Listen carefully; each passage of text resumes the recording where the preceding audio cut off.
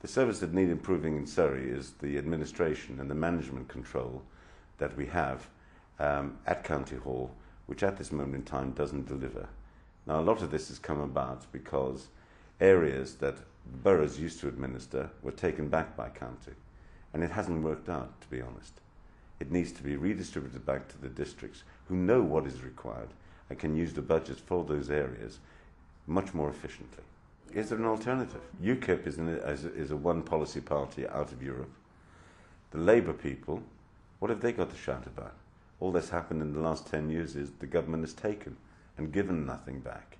The Liberals, well, they seem to have disappeared from Surrey to some degree anyway. There is a small trend towards independence, but the one thing I would say about the independents are, unless you have the majority on the council, how can you deliver? Just to put it in perspective, last year was a very bad year for the party nationally, and we lost a lot of councillors in Surrey and have only a few left. Things are better on the doorstep at the moment, and we have every hope of improving and attacking what I'd call the stifling hold that the Liberal Democrats and the Tories hold on local government in Surrey. The fact is that in the late 70s, early 80s, the Labour Party was having a lot of internal differences, and the Liberal Democrats moved into Surrey and took most of our seats at that time. And I think it's because Surrey is essentially a conservative county, conservative with a small c, and it took a while, and it's been very hard for us to regain the seats we lost then, and that would be our ultimate ambition. Liberal Democrats appeal to people who have their own minds, who are individuals, and who don't follow the herd quite a lot. They also appeal to people, we'll be frank, who are protesting against what's there at the moment. As it's a bit of they've got to be a bit schizophrenic on that, because if they want to protest against what the county and the districts are doing, they have to vote against the Tories, and if they want to protest against what's happening nationally, they have to vote against Labour.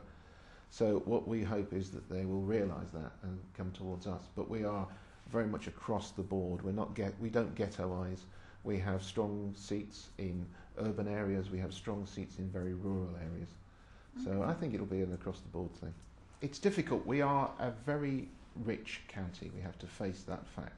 So we get milked by central government quite a lot. But we have a lot of problems here that a lot of other, a lot of other richer counties don't have. We have Greater London right there on our doorstep. A lot of money's been spent on the police in Greater London, which has pushed crime across our boundaries. But our police don't get any extra money. Our police have been denuded of money, so they've had to put up council tax, their proportion of it. We get a lot of pressure from the transport system of London. They've improved it immensely, but that puts a lot of pressure onto our local stations, which have become park and rides for central London, but we don't get an extra penny of cash from them. So a lot of this has added up to producing a need to put up council tax quite a lot. Now, I'm a Liberal Democrat, and it's a Tory-run Sandridge and Tory-run a Tory-run county. But we believe that there are management issues that need to be addressed where we could do a lot better for council taxpayers. What we stand for is a better future. And the way we think that that should be achieved is by having better communities and better towns living within environmental limits. And that reaches across a whole range of issues. For example, we shouldn't be building lots and lots of houses which just make our towns bigger. We should be making our towns better. We should be treating our waste better, not planning to incinerate it. We are hopeful that everywhere people are looking at what the main parties are doing. And David Cameron, for example, is saying, vote blue, go green. But Ken Livingstone has got much higher targets for new builds, for renewables on new build than anywhere in Surrey. So if you really want to have a different future, you need to vote differently. And I think a tactical vote is a green vote, regardless of whether we're close to winning, as we are in some areas, or we're just starting out. what every Green vote is a message to the other parties that the way things are going now is not the way things should be, and that whether we've got Greens in power or Greens close to power, we need to change our council policies.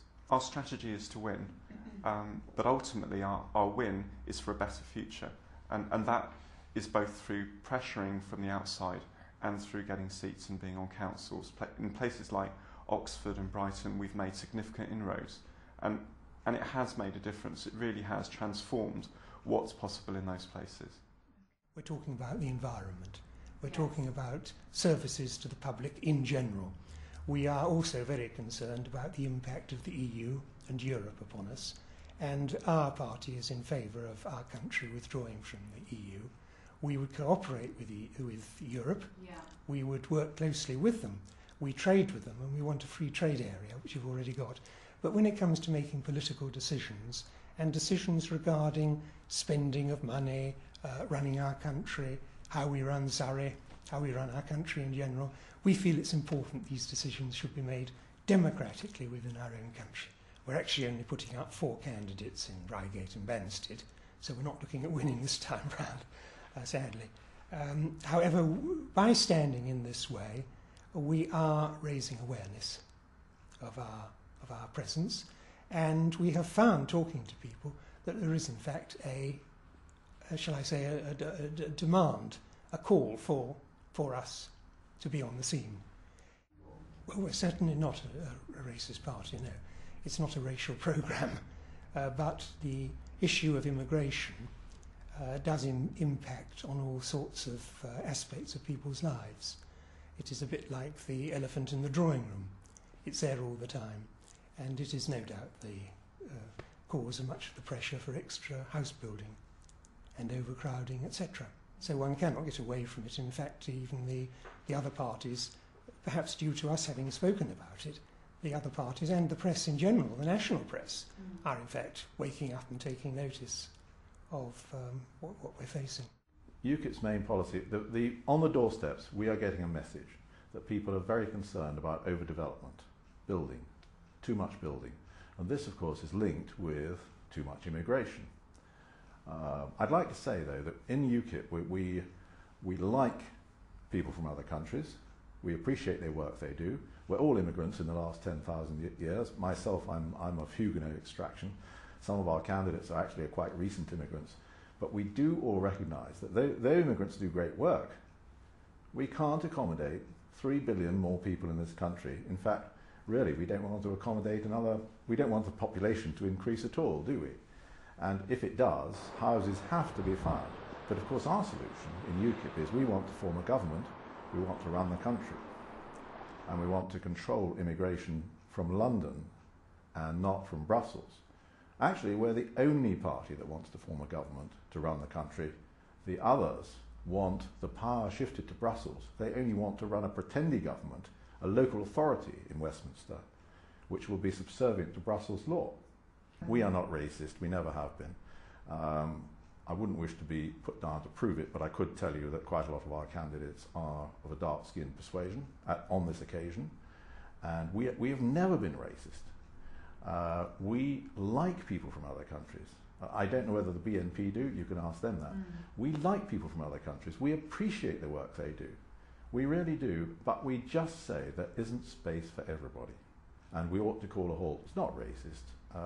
It's ridiculous to call it racist to try and protect your own property. I mean, you might just as well say, if you won't let me come and sleep in your house tonight, you're a racist. I mean, it is tremendously illogical. And secondly, at the present time, as it happens, the big immigration into the country happens to be people who are white, just like us.